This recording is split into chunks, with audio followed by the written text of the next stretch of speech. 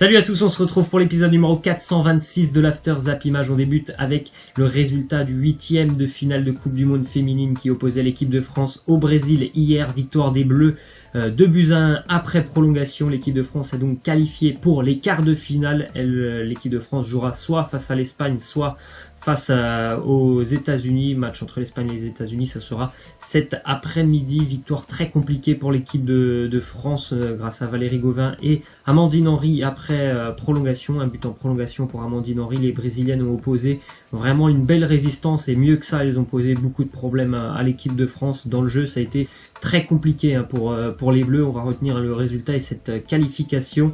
Mais si jamais l'adversaire c'est les États-Unis, ça sera quand même très très compliqué avec cette manière de jouer, on va dire.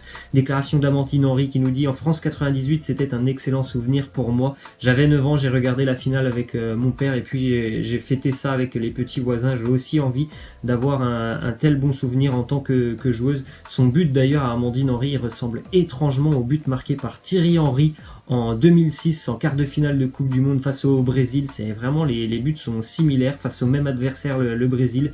Hier, il a délivré tout le monde, ce but en prolongation sur ce coup franc qui a été très très bien tiré, le coup franc, et Amandine Henry qui marque d'un très beau plat du pied. En tout cas, c'était très très compliqué. Il faudra certainement montrer un autre visage si les États-Unis se présentent en quart de finale. Autre résultat hier de Coupe du Monde féminine, les Anglaises qui ont battu le Cameroun 3-0 pour l'Angleterre dans un match qui a été rythmé par les appels à la VAR, les décisions un peu controversées, notamment en général ces décisions elles étaient toutes contre le Cameroun, même si elles étaient normales, puisqu'il n'y a rien à dire, à chaque fois il y avait soit hors-jeu, soit une faute, enfin il y avait quelque chose, et les Camerounaises étaient assez énervées de l'utilisation de la VAR par l'arbitre chinoise. Une petite statistique d'ailleurs sur l'utilisation de la VAR pendant cette Coupe du Monde féminine, quelque chose d'assez incroyable sur l'utilisation de la VAR, puisque lors de cette Coupe du Monde féminine, donc, on a déjà fait 39 matchs, il y a déjà eu 22 utilisations de la VAR, alors que par exemple l'année dernière, Coupe du Monde masculine, sur le total, donc les 64 matchs, donc jusqu'à la finale, il y a simplement eu 20 recours à la VAR. C'est quand même assez incroyable cette statistique, mais ça montre bien que forcément, on le voit tous, on regarde, ceux qui regardent les matchs de foot féminin, on voit bien qu'il y a beaucoup plus d'erreurs défensives du côté des féminines, souvent des fautes dans les surfaces, donc c'est pour ça qu'il y a beaucoup plus d'appels en tout cas à la VAR. Une info maintenant, des infos du côté de la Ligue 1. Selon Foot Mercato, l'AS Monaco s'intéresse de près à 2 joueurs de Montpellier, le latéral Ruben Aguilar ainsi que le gardien Benjamin Lecomte. Ce sont vraiment 2 des meilleurs joueurs de Montpellier, je pense surtout Ruben Aguilar qui sur le terrain, et c'est un joueur vraiment qui est hyper important pour on va dire pour l'ossature montpelliéraine. C'est quelqu'un qui régule très très bien son côté, et c'en est de même pour Benjamin Lecomte qui est l'un des meilleurs gardiens de Ligue 1. Une info aussi du gardien du Stade Rennais, Thomas Koubek, le Tchèque, qui est en train de discuter ou en tout cas de négocier au Portugal avec le FC Porto. On sait que le FC Porto a pas mal de problèmes au niveau des gardiens. Thomas Koubek serait une option très sérieuse. Une déclaration, surtout une info aussi qui concerne Steve Mandanda. On l'a vu cette photo la semaine dernière, cette photo prise en vacances de Mandanda. Il a l'air très affûté, il a l'air même prêt pour le début de la nouvelle saison.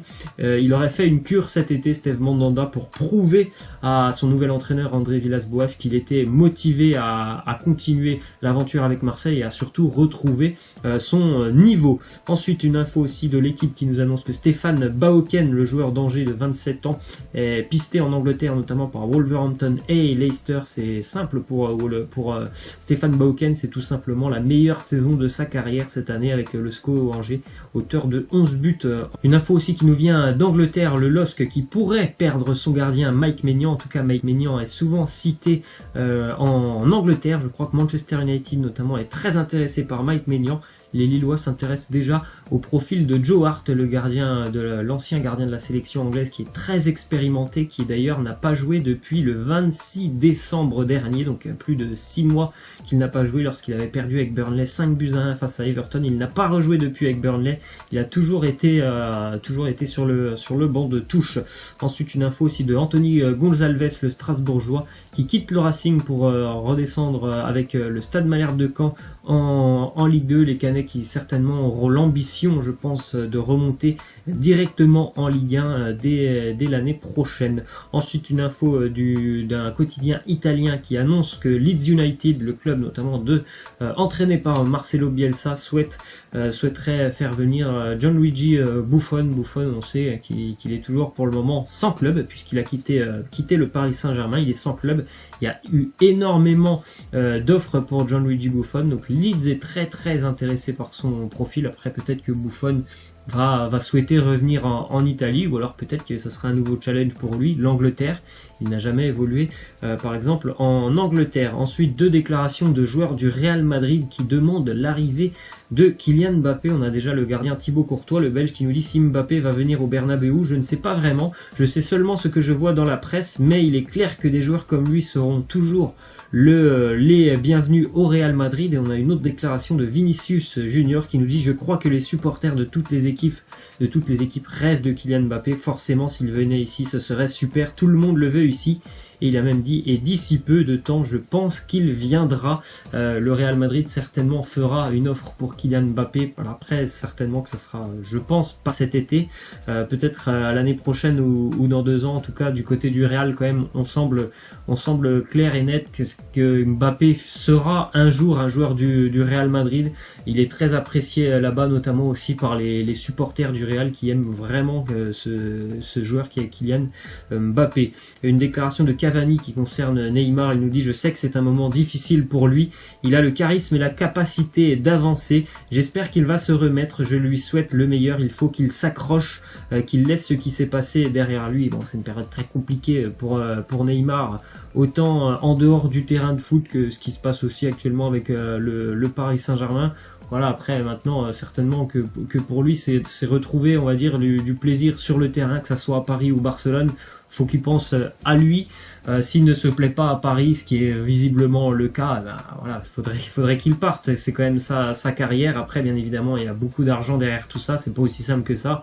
Mais s'il ne se plaît pas à Paris, s'il ne se plaît pas en Ligue 1, c'est peut-être mieux quand même pour lui de retourner là où il a toujours été apprécié, ou en tout cas là où il se sentait bien, en Espagne, du côté de Barcelone. Une autre déclaration de Thiago Silva qui dit un petit peu la même chose que ce que je viens de dire. Il nous dit les gens parlent beaucoup de Neymar et écoutent beaucoup de versions de tous les côtés.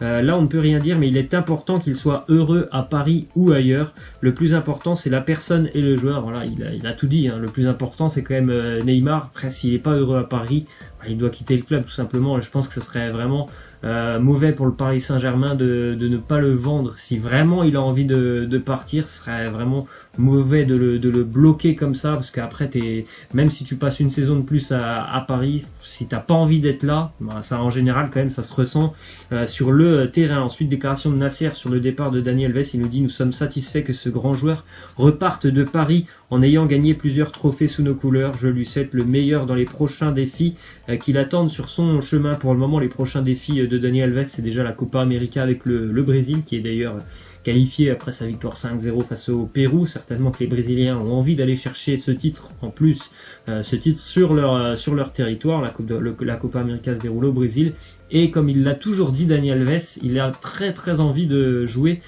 au moins une fois dans sa carrière en Première Ligue, donc ça sera peut-être pour cet été. Une info de Mathis de Ligt et du Barça. Le Barça a catégoriquement refusé de répondre aux exigences de Ligt, ou en tout cas aux exigences certainement de son agent Mino Raiola, qui demandait 12 millions d'euros par an. Le Barça a dit non, donc c'est pour ça que maintenant la Juventus est beaucoup plus proche d'un accord pour De Ligt que le Barça, et même que le Paris Saint-Germain. Une autre info d'un quotidien espagnol, Sport, qui annonce que Antoine Griezmann va bien signer au FC Barcelone. Cependant, il faudra encore attendre quelques jours, puisque sa clause va déjà descendre dans une semaine, au 1er juillet, à 120 millions d'euros. Ensuite, une info en Italie, où l'AS Roma et l'AC Milan ont transmis une offre à la Fiorentina pour le français Jordan Verretou, une offre qui n'atteint pas ce que demande la FIO. La FIO demande 25 millions d'euros, ce qui a refroidi déjà les deux clubs. En tout cas, Verretou a fait quand même une progression dans sa carrière depuis quelques années assez exceptionnelle. Du côté de la Sampdoria de Gênes, nouvel entraîneur, ça sera Eusebio Di Francesco, l'ancien entraîneur notamment de l'AS Roma, et ainsi que l'ancien entraîneur de Sassuolo, puisque la Sampdoria a perdu son entraîneur, qui est devenu le nouvel entraîneur de l'AC Milan. Ensuite, on a une petite image qui résume les les matchs de la CAN hier. Il y avait 3 matchs avec 3 grosses sélections qui étaient engagées hier. Le Maroc qui s'est défait difficilement de la Namibie 1-0 en toute fin de match, but à la 89e pour les Marocains. Victoire du Sénégal 2-0 assez tranquillement face à la Tanzanie, et c'est la même chose pour l'Algérie qui a aussi fait une belle impression face au Kenya 2-0 grâce à Bounedjah et Riyad Mahrez, les Algériens qui joueront certainement la finale dans ce groupe d'ailleurs face au Sénégal. Et on va terminer avec cette image un petit peu triste de la destruction de l'ancien stade de l'Atlético Madrid, le Vicente Calderón, qui est en train d'être détruit. C'est toujours triste de voir des stades qui ont vécu pas mal de choses être détruits. Il y en a pas mal, notamment en Angleterre. Voilà, moi je vous laisse et je vous dis à demain. Ciao!